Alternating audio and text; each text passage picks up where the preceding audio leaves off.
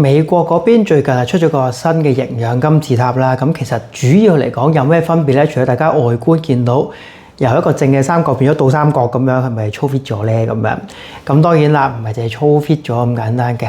你話好定唔好咧？當其時我教緊書嘅，有學生就好似記者咁問阿 Sir， 會唔會影響到你睇症嘅方針啊？實不相瞞，其實我平時睇症咧係近身嗰個多啲嘅，已經唔係跟舊嗰個噶啦。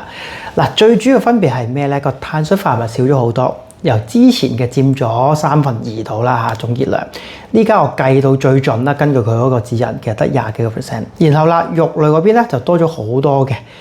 嗱，我嘅計法係咩咧？平時就唔係計 percentage 個比例噶啦。如果你話蛋白質嘅話，咁通常咧就計用個體重各公斤乘0.8之1，就係舊嗰個嘅方向啦。新嗰個咧其實去到1.2至1.6嘅。咁合唔合理咧？咁樣啦，1.6嗰位咧，我覺得尚算合理嘅。